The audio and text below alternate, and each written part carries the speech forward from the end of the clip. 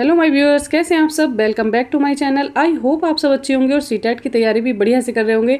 यहाँ पर हम लेकर आ गए हैं एनसीईआरटी बेस्ड क्वेश्चन 6 to 8 के लिए साइंस के क्वेश्चन करने वाले हैं हम यहाँ से आपका पूरा साइंस कवर हो जाएगा सीटेट अपर लेवल के लिए। अगर आप चैनल पर नए हैं और आपने अब तक कोई वीडियो नहीं देखी है तो प्लीज़ जाइए, चैनल को सब्सक्राइब कीजिए, लाइक कीजिए, कमेंट कीजिए। आपके सब्सक्रिप्शन और लाइक से हमें मोटिवेशन मिलता है, तो प्लीज़ मोटिवेट करते रहिएगा। और यहाँ पर आपका साइंस पूरा कवर हो जाएगा सीटेट अपर लेवल के लिए। बहुत कम टाइम है, उसमें मैं आपको फिर भी पूरा सिलेबस कवर करा दूंगी। यहाँ पर हम केवल क्वेश्चनों की ही प्रैक्टिस करेंगे, इसी से आपका एग्जाम जो है अच्छे नंबर से क्वालिफाई हो जाएगा। तो चलिए देर न करते हुए आ जाते हैं क्वेश्चन नंबर 1 पर। यहाँ क्या बात हो रही है, यहाँ बात हो रही है जो आहारी रेशे होते हैं ये क्या होते हैं। आहारी रेशे के बारे में हमें जानना है। कोलोजन रेशों से बनते हैं, प्रोटीनों से बनते हैं, रुक्सांस भी कहलाते हैं, सेलुलोज और प्रोटीन से बनते हैं। तो बताना है कि आहारी रेशे आखिर होते क्या हैं। आपको नहीं पता है तो चलिए इसके बारे में ही पहले जान लेते हैं। तो आहारी रेशे जो होते हैं ये होते हैं हमारे क्या, रुक्सांस भी बोला जाता है इनको। ये होते हैं रुक्सांस, या इनको बोलते हैं इंग्लिश में हम रफेज भी बोलते हैं। और अगर आपको ऐसे समझ नहीं आ रहा तो ऐसे समझ आ जाएगा। कई बार डॉक्टर आपको बोल देता है अगर आपके पेट में प्रॉब्लम है तो कि आप हाई फाइबर युक्त वाला फूड लीजिए, हाई फाइबर रिच वाला फूड आप खाइएगा जिसमें फाइबर ज़्यादा हो। तो ये फाइबरस मटेरियल होते हैं, अर्थात इनमें क्या होता है, तंतुमय पदार्थ इनके अंदर पाए जाते हैं जो भोज्य पदार्थ होते हैं, ठीक है। और ये क्या करते हैं, शरीर में ये वृद्धि नहीं करते और ना ही इनका कोई पाचन में काम होता है। क्या काम करते हैं, ये केवल कब्ज होने से रोकते हैं और इनकी अधिक मात्रा भोजन में इसीलिए मिलाई जाती है कि जिससे पेट में जो है किसी के कब्ज ना हो और पेट जो है उसका सही रहे। इसके स्रोत क्या हो सकते हैं, आप सलाद खा सकते हैं, अनाजों की जो परतें होती हैं वो हो सकती हैं, सब्जियां हो सकती हैं, और क्या हो सकता है, दलिया हो सकता है। दलिया भी इसका फाइबर का एक स्रोत होता है, तो दलिया बोल सकते हैं आप। या क्या बोल सकते हैं, यहाँ पर हम अनाज बोल सकते हैं। अनाज जो खाते हैं, जैसे भुट्टा खा लिया आपने मान लीजिए, या जौ खा लिया, बाजरे के रोटी खा लिया आपने, तो वो हाई फाइबर फूड होता है, तो इसलिए उसको बोला जाता है। तो इसमें क्या होता है, कोलोजन रेशे नहीं होते हैं, प्रोटीन भी नहीं बनता है इससे क्या होता है, ये रुक्सांस भी कहलाते हैं, मतलब इनको रफेज भी बोला जाता है। तो यहाँ पर जो ऑप्शन नंबर 3 है ये हमारा करेक्ट हो जाएगा। ऑप्शन नंबर 3 राइट है। चलिए आ जाते हैं नेक्स्ट पर, देख लेते हैं क्वेश्चन नंबर 2 में क्या है। यहाँ पर बात की जा रही है मांसपेशियों की सुचारू क्रिया के लिए खनिज पदार्थों की पर्याप्त मात्रा में आवश्यकता होती है, ठीक है। तो ये कौन से पदार्थ हैं जो हमारी मांसपेशियों को सुचारू रूप से क्रिया करने के लिए प्रेरित करते हैं, कौन से होते हैं। तो ये आयोडीन है या फ्लोरीन है, लोहा है या आयोडीन है, कैल्शियम है या लोहा है, सोडियम या पोटेशियम। तो सोडियम पोटेशियम की जो मात्रा है वो कम मात्रा में चाहिए होती है। क्योंकि जो बात हो रही है तो मांसपेशियों के लिए क्या आवश्यक होता है, यहाँ पर लोहा और आयोडीन जो है ये करेक्ट हो जाएगा। इसको बोलते हैं FeV, आप बोल सकते हैं लोहे को। और आयोडीन के लिए क्या यूज़ करते हैं हम, इसका साइन हम मानते हैं क्या, आई को बोलते हैं। तो यहाँ पर हो जाएगा लोहा और आयोडीन। चलिए आ जाते हैं नेक्स्ट पर, देखते हैं क्वेश्चन नंबर 3 में क्या है। तो यहाँ पर दिया हुआ है खाद्य पदार्थों में अधिक मात्रा में नमक और चीनी डालकर उन्हें लंबे समय तक परिरक्षित किया जा सकता है। ऐसा इसलिए क्योंकि अधिक नमक और अधिक चीनी क्या करती है, जो खाद्य पदार्थ होते हैं हमें उनका संरक्षण करना होता है। जैसे अचार है, हम अचार बना रहे होते हैं तो उसमें क्या करते हैं, हम उसमें नमक ज़्यादा डाल देते हैं, ठीक है, जिससे वो क्या होता है, बहुत लंबे समय तक चल जाता है, सालों साल अचार चलते हैं और ख़राब नहीं होते। कई बार होता है कि जैसे हम कोई जैम बना रहे होते हैं, चटनी बना रहे होते हैं, तो हम उसमें शुगर ज़्यादा डाल देते हैं और क्या डालते हैं, साथ में नमक डालते हैं टेस्ट के अकॉर्डिंग, पर शुगर जो है हम उसमें थोड़ी ज़्यादा डाल देते हैं जिससे कि वो चीज़ें जो हैं ख़राब नहीं होती हैं।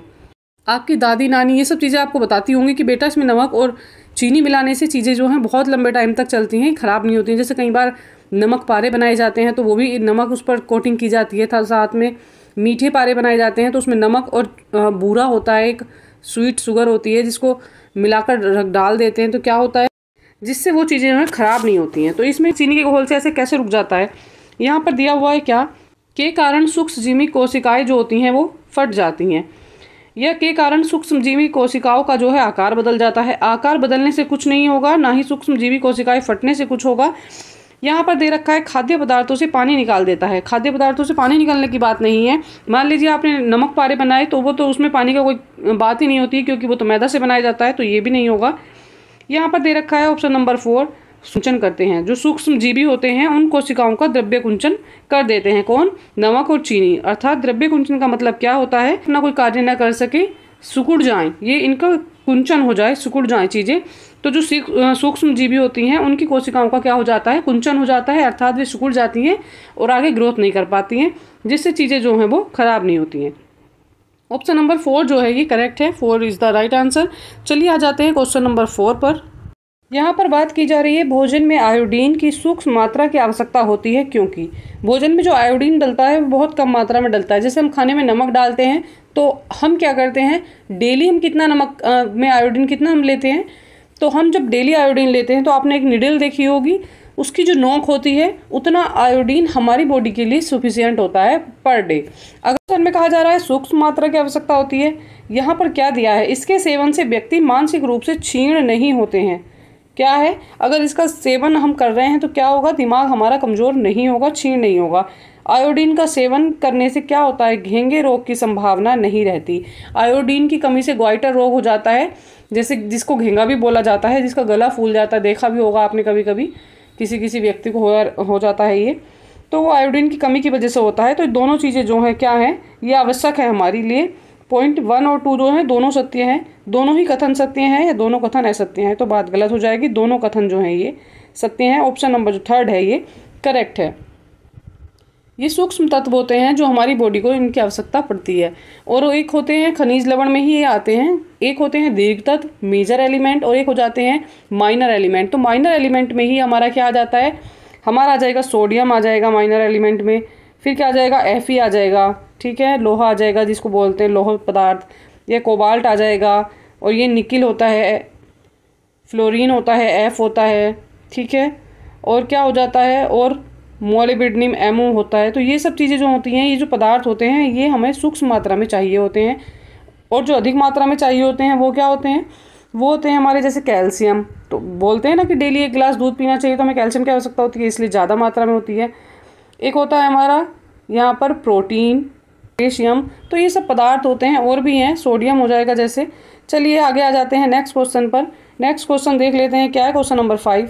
अब यहाँ पर हम आ गए हैं, संतुलित भोजन में वसा की उपयुक्त मात्रा का सेवन करना आवश्यक होता है क्योंकि यह है, क्यों जरूरी है बताना है। ऊर्जा का उत्पादन करने में सहायक होता है। अगर हम जो है वसा युक्त भोजन नहीं लेंगे तो हमारी बॉडी में क्या है, एनर्जी नहीं रहेगी, हमारी बॉडी जो है वो क्या महसूस नहीं करेगी, उसमें एनर्जी नहीं आएगी। ऑप्शन नंबर ए करेक्ट है। बी में दे रखा है कोशिका झिल्ली की संरचना में मुख्य भूमिका निभाता है क्या, वसा। जो हमारी बॉडी के अंदर कोशिका झिल्ली होती है उसके बनने में भी किसका अहम रोल होता है, वसा का रोल होता है, तो कोशिका झिल्ली का निर्माण होता है, तो ऑप्शन बी भी करेक्ट है। ऊर्जा संचित करती है, तो ऊर्जा को भी स्टोर करती है वसा जो होती है हमारी बॉडी में, और किसी भी कार्य को करने के लिए हमें क्या आवश्यकता होती है, ऊर्जा की आवश्यकता होती है। जैसे कि मशीन काम करती है तो उसमें किस चीज़ की आवश्यकता होती है, ऑयल के ईंधन की आवश्यकता होती है, तो उससे उसे क्या मिलती है, एनर्जी मिलती है। तो वैसे ही हमें वसा से क्या मिलती है, एनर्जी मिलती है, इसके बिना हमारी बॉडी कार्य नहीं कर सकती है। तो यहाँ पर जो है तीनों ऑप्शन करेक्ट हैं। ऑप्शन नंबर जो 4 है उपरोक्त सभी सही है, तो ये वाला जो है यहाँ पर राइट हो जाएगा, 4 वाला आंसर राइट है। चलिए आ जाते हैं नेक्स्ट, देखते हैं क्वेश्चन नंबर 6 में क्या है। यहाँ पर दे रखा है भोजन से हमें ऊर्जा प्राप्त होती है, इस ऊर्जा के लिए मुख्य रूप से भोजन का कौन सा अवयव उत्तरदायी है। तो कौन सा अवयव उत्तरदायी है इस चीज़ के लिए कि जिससे हमें अधिक ऊर्जा मिलती है, या है कार्बोहाइड्रेट है, विटामिन है, या यहाँ पर दिया है प्रोटीन, तो प्रोटीन नहीं होगा यहाँ पर। चलिए आ जाते हैं राइट आंसर पर। यहाँ दिया है वसा और कार्बोहाइड्रेट, तो आप बोलेंगे कि कई बार बोला जाता है कि कार्बोहाइड्रेट से भी हमें एनर्जी मिलती है पर उतनी नहीं जितनी कि वसा से मिलती है। तो जो मुख्य स्रोत है वो क्या है, वो वसा है जो हमें एनर्जी देता है, हमारी बॉडी को एनर्जी देता है। तो यहाँ पर जो राइट आंसर हो जाएगा वो ऑप्शन नंबर 1 हो जाएगा। चलिए आ जाते हैं नेक्स्ट क्वेश्चन, देखते हैं 7 दिया है दूध को पीने से पहले उबाल लेना चाहिए क्योंकि उबालने से दूध स्वादिष्ट हो जाता है। तो ऐसा नहीं है कि उबालने से ही दूध स्वादिष्ट होता है, उबालने से बहुत से रोगाणु नष्ट हो जाते हैं, उबालने से उसमें उपस्थित जल की मात्रा जो है वो कम हो जाती है। तो जल की मात्रा कम करने या ज़्यादा करने से हमें फ़र्क नहीं पड़ेगा, बॉडी को जल की अधिक मात्रा की आवश्यकता होती है। अगर थोड़ा बहुत पानी दूध के साथ भी चला जाएगा तो कोई प्रॉब्लम नहीं है। तो यहाँ पर जो ऑप्शन नंबर 3 है ये भी रॉन्ग है। उबालने से दूध में प्रोटीन की मात्रा बढ़ जाती है, तो उबालने से दूध में कोई प्रोटीन की मात्रा नहीं बढ़ती है, ऐसा कुछ नहीं है। वहाँ पर क्या कार्य करता है उबालना, दूध को जब उबालते हैं तो उसमें बहुत सारे रोगाणु होते हैं। जो कच्चा दूध होता है, जो रॉ मिल्क होता है, उसमें क्या होता है, बहुत सारे उसमें रोगाणु होते हैं।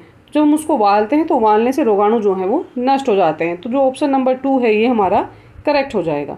चलिए आ जाते हैं नेक्स्ट पर, क्वेश्चन देखते हैं 8 में क्या है। यहाँ पर दिया है विटामिन बी की कमी से होने वाले रोग बेरी-बेरी का प्रमुख लक्षण क्या है? अंधेरे में कम दिखाई देने लगता है, बच्चों की मानसिक विकलांगता बढ़ जाती है, अस्थियों का मुलायम होकर मुड़ जाना है या घाव भरने में समय लग जाता है। तो यहाँ पर क्या राइट हो जाएगा?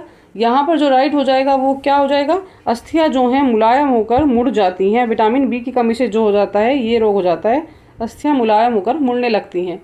चलिए आ जाते हैं नेक्स्ट पर। क्वेश्चन नंबर 9 में दिया है एथलीट को निम्न में से किससे जल्दी और ज़्यादा ऊर्जा मिलती है? तो बात हो रही है यहाँ पर जल्दी और ज़्यादा ऊर्जा मिलने की। इससे पहले क्वेश्चन में आपने किया था कि बॉडी को सुचारू रूप से चलाने के लिए कौन हमें एनर्जी देता है, कौन ऊर्जा देता है, तो उसमें आपने बसा आंसर टिक किया था। पर यहाँ पर आंसर ये नहीं होगा, बसा नहीं होगा। चलिए इसको कट कर देंगे। विटामिन नहीं होगा, खनिज लवण भी नहीं होगा। देख लेते हैं ऑप्शन नंबर डी में क्या है। नंबर डी में दिया है कार्बोहाइड्रेट्स। तो इसका मतलब क्या हो जाता है? यहाँ पर राइट आंसर भी हमारा कार्बोहाइड्रेट्स ही होगा। और ये क्यों होता है? इससे क्या होता है, बॉडी को जल्दी और ज़्यादा ऊर्जा मिल जाती है, इसलिए कार्बोहाइड्रेट्स का प्रयोग जो है एथलीट्स करते हैं। जैसे ग्लूकोन डी हो गया, ग्लूकोज हो गया, ग्लूकोज का पानी हो गया, तो वो चीज़ यहाँ पर आ जाएगी। ऑप्शन नंबर 4 जो है करेक्ट है। चलिए देख लेते हैं क्वेश्चन नंबर 10 में क्या है। क्वेश्चन नंबर 10 में दिया हुआ है विटामिन सी का रासायनिक नाम क्या है? बताना है विटामिन सी का रासायनिक नाम। ऑप्शंस देख लेते हैं। 1 में दे रखा है साइट्रिक एसिड है, बी में एस्कॉर्बिक एसिड, 3rd में दिया है ऑक्जेलिक एसिड और 4 में दे रखा है नाइट्रिक एसिड। तो ये नाम कॉमन है और कई बार आ जाता है क्वेश्चन, सभी को पता भी होगा। यहाँ पर जो ऑप्शन नंबर 2 है ये करेक्ट है। एस्कॉर्बिक एसिड जो होता है विटामिन सी का रासायनिक नाम होता है। चलिए ये करेक्ट हो जाएगा। आ जाते हैं नेक्स्ट पर, देख लेते हैं क्वेश्चन नंबर 11 में क्या है। यहाँ पर दिया है क्वेश्चन नंबर 11 में जो अन्न होते हैं वो किसके समृद्ध स्रोत होते हैं? तो हमें बताना है स्टार्च के होते हैं, ग्लूकोज, फ्रक्टोज या माल्टोज के। तो यहाँ पर ग्लूकोज, फ्रक्टोज और माल्टोज ये ऑप्शन जो हो जाएंगे ये हो जाएंगे रॉन्ग, क्योंकि ये क्या होते हैं जब हम स्टार्च से ग्लूकोज को बनाते हैं तो तब ये चीज़ें हमें प्राप्त होती हैं। जो राइट ऑप्शन हो जाएगा वो हो जाएगा ऑप्शन नंबर 1। अन्न किसके समृद्ध स्रोत होते हैं? अन्न से डायरेक्ट हमें क्या मिल जाता है, जो हम इसको बोलेंगे रॉ फॉर्म, ये हमें रॉ फॉर्म में प्राप्त हो जाता है, इसको बोलते हैं हम स्टार्च। तो जो अन्न से हमें डायरेक्ट प्राप्त होता है, जिसके अन्न को समृद्ध स्रोत माना जाता है, वो बोलते हैं स्टार्च को। और स्टार्च का ही संश्लेषण करके हम क्या चीज़ें बनाते हैं, ग्लूकोज और ये बाकी चीज़ें जो है बनाते हैं। ऑप्शन नंबर 1 जो है ये करेक्ट हो जाएगा। चलिए आ जाते हैं क्वेश्चन नंबर 12 पर। यहाँ पर दिया है संतुलित भोजन में कई प्रकार के पोषक तत्वों के साथ आहारी रेशे तथा जल की आवश्यकता क्यों होती है? तो क्यों होती है? जब हम संतुलित भोजन लेते हैं उसमें साथ में हमें क्या चाहिए, रफेज चाहिए और उसके साथ क्या चाहिए होती है, जल की आवश्यकता होती है। तो वो क्यों होती है? आहारी रेशे हमें पोषक तत्व प्रदान करते हैं, तो आहारी रेशे हमें जो है पोषक तत्व प्रदान नहीं करते हैं। ये मैं आपको पहले एक्सप्लेन कर चुकी हूँ, तो ये नहीं होगा। सेकंड में दिया है यह भोजन की मात्रा को बढ़ा देते हैं, ना ही ये भोजन की मात्रा को बढ़ाते हैं। बिना पचे भोजन को बाहर निकालने में हमारे शरीर की सहायता करते हैं। भोजन पचने में मदद करते हैं, पचाने में मदद करते हैं। तो भोजन को पचाने में मदद नहीं करते हैं, ये बिना पचे जो भोजन है उसको हमारे शरीर से बाहर निकलने में जो है मदद करते हैं। इसलिए हम रफेज या क्या बोलते हैं इसको बोलते हैं हम फाइबर युक्त भोजन भी आप बोल सकते हैं। तो ये भी सही होगा। ऑप्शन नंबर जो 3 है ये करेक्ट है। चलिए आ जाते हैं नेक्स्ट पर। क्वेश्चन नंबर देखते हैं 13। क्वेश्चन नंबर 13 में दे रखा है गर्मी के मौसम की अपेक्षा सर्दी के मौसम में हम अधिक मात्रा में भोजन ग्रहण करते हैं क्योंकि। तो सर्दियों में हम ज़्यादा भोजन क्यों ग्रहण करते हैं बताइए। गर्मी के मौसम में अधिक भोजन खाने से पेट संबंधी बीमारियां हो जाती हैं, तो ऐसा कोई फैक्टर नहीं होता है। सर्दी के मौसम में कार्य कम करने की वजह से भोजन अधिक खाया जाता है। जब कम कार्य करेंगे तो अधिक भोजन कैसे खाएंगे। गर्मी की अपेक्षा सर्दी में हमें अधिक ऊर्जा की आवश्यकता होती है, यह गलत धारणा है। तो यहाँ पर जो राइट आंसर हमारा हो जाएगा वो क्या हो जाएगा, जो हमारा राइट आंसर है वो है हमारा ऑप्शन नंबर 3। क्या होता है, गर्मी की अपेक्षा सर्दियों में हमारे जो बॉडी है, जो हमारा शरीर है, उसको अधिक ऊर्जा की आवश्यकता होती है, जिससे कि सर्दी को भगाया जा सके, सर्दी कम लगे। ऑप्शन नंबर 3 जो है ये राइट हो जाएगा। चलिए आ जाते हैं नेक्स्ट पर। दिया है किसकी कमी से होता है। बात किसकी की जा रही है, अरक्तता अर्थात रक्त की कमी। तो रक्त की कमी कब होगी, जब हमारे शरीर में क्या कम हो जाएगा। तो ये हमें बताना है रक्त की कमी। तो रक्त की कमी कब होगी ये मैं आपको एक्सप्लेन कर चुकी हूँ।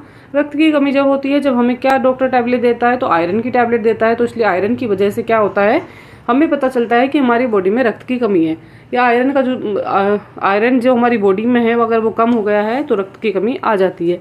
तो यहाँ पर जो ऑप्शन नंबर ए है या 1 है ये करेक्ट है। गोल्ड नहीं होगा, सिल्वर नहीं होगा, ब्रॉन्ज भी नहीं होगा, ये पदार्थ बॉडी में नहीं होते हैं। हमारी बॉडी में जो होता है केवल क्या होता है, वो आयरन होता है। तो ऑप्शन नंबर 1 जो है इसमें करेक्ट है। चलिए आ जाते हैं नेक्स्ट पर, देख लेते हैं क्या है। यहाँ दे रखा है भोजन का अनिवार्य अवयव क्या है। तो भोजन का अनिवार्य अवयव हमें यहाँ पर बता देना है कौन सा है। ग्लूकोज है, प्रोटीन है, स्टार्च है या कार्बोहाइड्रेट है। तो ये हमें अलग मात्रा में चाहिए होते हैं, पर जो सबसे ज़रूरी अवयव होता है, अधिक मात्रा में चाहिए होता है, वो है हमारा कार्बोहाइड्रेट। ऑप्शन नंबर जो 4 है ये करेक्ट हो जाएगा।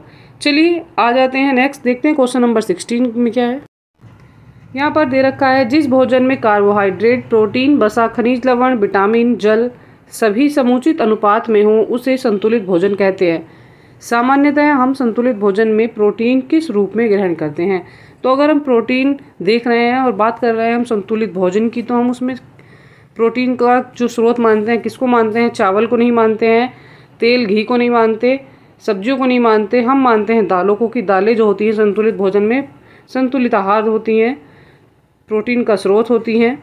तो ऑप्शन नंबर जो 3 है ये करेक्ट हो जाएगा। दालें जो है संतुलित आहार में प्रोटीन का स्रोत होती हैं। चलिए आ जाते हैं नेक्स्ट पर, देखते हैं क्वेश्चन नंबर 17। यहाँ पर दे रखा है दांतों और हड्डियों के विकास के लिए कैल्शियम की आवश्यकता होती है। कैल्शियम के साथ साथ कौन सा तत्व हड्डियों के विकास में सहायक होता है। तो कैल्शियम के साथ साथ कौन सा तत्व हमारी हड्डियों के लिए सहायक होता है विकास के? जिंक नहीं है, कोबाल्ट नहीं है, ना ही आयरन होगा, फास्फोरस और बोलते हैं क्या? कैल्शियम। ये दोनों चीज़ें जो हैं हमारे हड्डियों के विकास के लिए आवश्यक हैं। तो ऑप्शन नंबर जो 4 है ये करेक्ट हो जाएगा। चलिए आ जाते हैं नेक्स्ट पर। क्वेश्चन नंबर 18 में दिया है संतुलित भोजन हमारे शरीर की वृद्धि व स्वास्थ्य के लिए आवश्यक है, लेकिन मुख्य रूप से किस अवयव को शरीर वर्धक भोजन कहा जाता है। तो किसको शरीर वर्धक भोजन कहा जाता है? वसा युक्त भोजन होता है, प्रोटीन युक्त भोजन होता है, में दे रखा है विटामिन युक्त है, कार्बोहाइड्रेट युक्त है। तो यहाँ पर जो राइट आंसर हो जाएगा, जिसको बोला जाता है जो शरीर की वृद्धि के लिए सहायक होता है, हो जाता है हमारा प्रोटीन युक्त भोजन। तो प्रोटीन युक्त भोजन को शरीर वर्धक भोजन भी कहा जाता है। जो ऑप्शन नंबर 2 है ये करेक्ट हो जाएगा। चलिए आ जाते हैं क्वेश्चन नंबर 19 पर। 19 में क्या दिया हुआ है? यहाँ पर दे रखा है हम प्रतिदिन भोजन में जो कार्बोहाइड्रेट लेते हैं वे निम्न हैं। चावल है, गेहूँ है। चावल व गेहूं में कार्बोहाइड्रेट किस रूप में विद्यमान रहता है। तो चावल से और गेहूं से जो हमें कार्बोहाइड्रेट मिलता है वो किस रूप में मिलता है। तो विटामिन है, स्टार्च है, वसा है या ग्लूकोज। ग्लूकोज नहीं है, ग्लूकोज जो है स्टार्च का संश्लेषण के द्वारा हमें प्राप्त होता है। जब स्टार्च का संश्लेषण किया जाता है तब ग्लूकोज प्राप्त होता है, ये नहीं होगा। वसा भी नहीं होगा, विटामिन भी नहीं है। जो गेहूं चावल से हमें कार्बोहाइड्रेट प्राप्त होता है वो हमें स्टार्च के रूप में प्राप्त होता है। तो यहाँ पर जो ऑप्शन नंबर 2 है, ये ऑप्शन नंबर जो 2 है ये करेक्ट हो जाएगा। चलिए आ जाते हैं नेक्स्ट पर, देख लेते हैं नेक्स्ट क्वेश्चन क्या है। 20 में दे रखा है यदि किसी मरीज के दांतों में दर्द होने के साथ साथ खून भी आता है तो डॉक्टर उसे खट्टा फल खाने की सलाह देते हैं, क्योंकि खट्टे फलों से दांतों के रोगाणु नष्ट हो जाते हैं, खट्टे फलों से हमारी प्रतिरोधक क्षमता बढ़ जाती है, खट्टे फलों से विटामिन सी होता है जिसकी कमी से स्कर्वी रोग उत्पन्न होता है। तो खट्टे फलों में क्या होता है? विटामिन सी होता है जिसकी कमी स्कर्वी रोग उत्पन्न होता है। या 4 में दे रखा है खट्टे फलों से दांत साफ हो जाते हैं। तो यहाँ बाकी ऑप्शन जो है ये गलत हो जाएंगे। आप बहुत छोटी क्लासों से पढ़ते हुए आ रहे होंगे, कुछ विटामिन आप पढ़ लेते हैं तो उसमें दे ही रखा है कि जो खट्टे फल होते हैं वो क्या होते हैं, वो विटामिन सी का स्रोत होते हैं और जिनकी वजह से क्या हो जाता है, हमें स्कर्वी जैसी बीमारियों से छुटकारा मिल जाता है। तो जो ऑप्शन नंबर 3 है ये करेक्ट है। चलिए आ जाते हैं नेक्स्ट, देखते हैं 21 में क्या है। यहाँ पर दे रखा है निम्नलिखित में से कौन सा पदार्थ मानव शरीर में ईंधन का काम करता है। तो मानव शरीर में ईंधन का काम कौन सा पदार्थ करता है? चलिए देख लेते हैं ऑप्शन क्या क्या है। ईंधन से तात्पर्य यहाँ पर ऊर्जा से है। जो मनुष्य को ऊर्जा प्रदान करता है वो कौन सा भोजन का पदार्थ है, हमें बताना है। चलिए देख लेते हैं ऑप्शन क्या क्या यहाँ पर दे रखे हैं। तो यहाँ दे रखा है विटामिन, कार्बोहाइड्रेट, प्रोटीन या जल। तो मनुष्य के शरीर में जो ऊर्जा प्रदान करता है, ईंधन के रूप में कार्य करता है, वो होता है कार्बोहाइड्रेट। ऑप्शन नंबर जो 2 है ये करेक्ट हो जाएगा। अगर यहाँ पर इसके साथ बसा भी होता तो आप बसा को टिक करते, कार्बोहाइड्रेट को नहीं करते, पर यहाँ पर बसा नहीं है, कार्बोहाइड्रेट दे रखा है तो इसलिए ही करेक्ट हो जाएगा। ऑप्शन नंबर 2 जो है ये करेक्ट है। चलिए आ जाते हैं नेक्स्ट पर, देखते हैं 22 में क्या है। यहाँ पर क्या दिया हुआ है? यहाँ दिया हुआ है मानव शरीर में त्वचा तल के नीचे विद्यमान वसा निम्नलिखित में से किसके विरुद्ध अवरोधक का काम करती है। तो मानव शरीर में क्या होता है, त्वचा के नीचे जो होता है वसा, फैट की एक लेयर होती है, तो वो किसके विरुद्ध काम करती है? शरीर के लवण का क्षय होने रोकती है, शरीर की ऊष्मा का क्षय रोकती है, वातावरण से हानिकारक सूक्ष्म जीवों का प्रवेश रोक देती है, या आवश्यक शरीर द्रव्यों का क्षय रोक देती है। तो यहाँ पर जो राइट आंसर हो जाएगा वो होगा ऑप्शन नंबर 2। हम अधिक ऊष्मा कैसे स्टोर कर पाते हैं? जब हम सर्दियों में जब हम अधिक तला भुना भोजन खाते हैं तब क्या होता है, उससे हमारे शरीर में जो है ऊर्जा बढ़ जाती है, ऊर्जा का स्टोर बढ़ जाता है। तो इसलिए बोला जाता है कि तले भुने भोजन में क्या होता है, वसा अधिक मात्रा में होता है, जिससे शरीर की ऊर्जा का क्षय ना हो। ऑप्शन नंबर जो 2 है ये करेक्ट हो जाएगा। चलिए आ जाते हैं नेक्स्ट पर, देखते हैं 23 में क्या है। निम्नलिखित में से कौन सा कथन सत्य नहीं है? तो नहीं आपको ध्यान रखना है और तब आपको आंसर करना है। यहाँ दे रखा है दूध में कोई विटामिन नहीं होता, दूध में विटामिन होते हैं, ये बात गलत है। 2 में दे रखा है विटामिन ए के अभाव के कारण त्वचा शुष्क और सल्की हो जाती है, पर सही है। जोड़ों में पीड़ा होना एस्कर्बिक रोग में से एक लक्षण है। विटामिन बी के अभाव के कारण हृदयाघात हो सकता है। तो ये सारी चीज़ें जो हैं यहाँ पर जो दे रखी हैं ये गलत हैं। हमें क्या बताना है, हमें निगेटिव वाला आंसर यहाँ देखना है। यहाँ दे रखा है दूध में कोई विटामिन नहीं होता, तो दूध में जो है विटामिन होता है। ऑप्शन नंबर जो ए है ये हमारा करेक्ट हो जाएगा। चलिए आ जाते हैं नेक्स्ट पर। यहाँ दे रखा है क्या, लौह आवश्यक होता है। जो लौह तत्व होता है वो किसके लिए आवश्यक होता है बताना है हमें। चलिए ऑप्शंस देख लेते हैं। ऑप्शंस दिए हुए हैं, बे हैं आरबीसी के निर्माण के लिए। तो यहाँ पर दे रखा है आरबीसी के निर्माण के लिए आवश्यक होते हैं, सामान्य स्वास्थ्य बनाए रखने के लिए होते हैं, शरीर। थर्ड में दिया हुआ है शरीर के ऊतकों तक ऑक्सीजन पहुँचाने के लिए होते हैं, या उपरोक्त सभी। तो यहाँ पर बाकी ऑप्शन जो है ये रॉन्ग हो जाएंगे। यहाँ राइट आंसर क्या होगा, जो लौह तत्व होते हैं वो क्या करते हैं, शरीर के ऊतकों तक ऑक्सीजन को पहुंचाने का काम करते हैं। ऑप्शन नंबर 3 जो है ये करेक्ट हो जाएगा। चलिए आते हैं 25 पर क्या दे रखा है, हृदय की धड़कन नियंत्रित करने के लिए कौन सा खनिज आवश्यक है। तो जो हृदय की धड़कन को नियंत्रित करता है वो कौन सा तत्व है, ये हमारे शरीर में कौन सी मात्रा में चाहिए होते हैं। इन तत्वों की शरीर को अधिक मात्रा में आवश्यकता होती है। तो ये कौन से होते हैं, ये होते हैं पोटेशियम आ जाएगा इसमें, जो अधिक मात्रा में चाहिए होता है। तो हमारा जो ऑप्शन नंबर 3 है ये करेक्ट हो जाएगा। और ये क्या करता है, हृदय की धड़कन को नियंत्रित करने का कार्य भी करता है। तो यहाँ पर हो जाएगा के पोटेशियम, इसको के से डिनोट किया जाता है।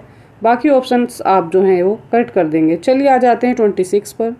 26 में दिया हुआ है शहरों तथा महानगरों में प्राप्त होने वाला जल दूषित होता है, उसे शुद्ध करने का सबसे उपयुक्त तरीका कौन सा है। चलिए ऑप्शंस देखते हैं। जल को निथार कर छान लेना, तो छान कर जल शुद्ध नहीं होता है क्योंकि उसमें बैक्टीरिया वगैरह रहते हैं, तो वो नष्ट नहीं होते हैं छानने से। विलय अशुद्धियों को आसवन विधि के द्वारा निकाल दिया जाता है, तो आसवन विधि के द्वारा जो उसमें अशुद्धियाँ मिली होती हैं वो शुद्ध नहीं की जा सकती हैं। जल पोटेशियम परमैंगनेट डालकर रख देना चाहिए, तो ऐसा करने से भी जल को शुद्ध नहीं किया जा सकता है। यहाँ पर बात हो रही है शहरों और महानगरों के जल की, जो अधिक दूषित होता है उसके लिए कौन सी क्रिया कार्य कर। जल को उबालने के बाद उसमें क्लोरीन गैस या ब्लीचिंग पाउडर का अभिक्रिया करानी चाहिए, क्योंकि जो शहर और महानगर हैं उनका जल जो है अधिक दूषित होता है, तो ये विधि जो है उनके लिए कारगर साबित होती है। ऑप्शन नंबर जो 4 है ये करेक्ट हो जाता है। आते हैं 27 पर। 27 में दिया है, यदि कोई छात्र नियमित रूप से उचित मात्रा में गाजर का सेवन करता हो तो उस छात्र में निम्न में से कौन सा तत्व विटामिन की कमी नहीं होगी। तो किस तत्व की कमी गाजर का सेवन करने से नहीं होती है। विटामिन B12 प्लस जिंक की बात हो रही है, calcium plus phosphorus, protein plus cobalt, या आयरन प्लस विटामिन सी। तो यहाँ पर जो राइट आंसर हो जाएगा वो होगा हमारा ऑप्शन नंबर 4 जो है हमारा राइट आंसर है। आयरन प्लस विटामिन सी जो है गाजर में भरपूर मात्रा में होता है। तो यहाँ पर जो तत्व है वो आयरन है और जो विटामिन है वो कौन सा है, विटामिन सी है। यहाँ पर ऑप्शन नंबर 4 करेक्ट है। चलिए आ जाते हैं नेक्स्ट पर। क्वेश्चन नंबर 28 में है, दूषित जल पीने से कौन से रोग के जीवाणु हमारे शरीर में उत्पन्न हो जाते हैं। तो दूषित जल पीने से कौन से रोग के जीवाणु हमारे शरीर में उत्पन्न होते हैं। मलेरिया व दमा है, टाइफाइड है, हैजा व पैचिस है, या डेंगू बुखार है। तो डेंगू बुखार मच्छर के द्वारा होता है, हैजा मक्खी के द्वारा होता है, मलेरिया व दमा, मलेरिया मच्छर के द्वारा होता है और दमा नहीं होगा। बात हो रही है दूषित जल पीने की, तो उससे हमें क्या हो जाता है, उससे हमें हो जाता है टाइफाइड, जिसको मियादी बुखार भी बोला जाता है। ऑप्शन नंबर जो 2 है ये करेक्ट हो जाएगा। इसी के साथ आज की क्लास कंप्लीट हो जाती है। अगर आप चैनल पर नए हैं और आपने अब तक कोई वीडियो नहीं देखी है तो प्लीज़ जाइए प्लेलिस्ट में पुरानी सारी वीडियो देख लीजिएगा। चैनल को लाइक कीजिएगा, सब्सक्राइब कीजिएगा। आपके सब्सक्रिप्शन से हमें मोटिवेशन मिलता है, तो प्लीज़ मोटिवेट करिएगा, जिससे हम आपके लिए अच्छी अच्छी वीडियो बना के लाते रहें। और यहाँ पर हम कवर करने वाले हैं पेपर 2 के लिए NCERT के सारे क्वेश्चन साइंस सब्जेक्ट के, तो अच्छी तैयारी के लिए साथ में बने रहिएगा।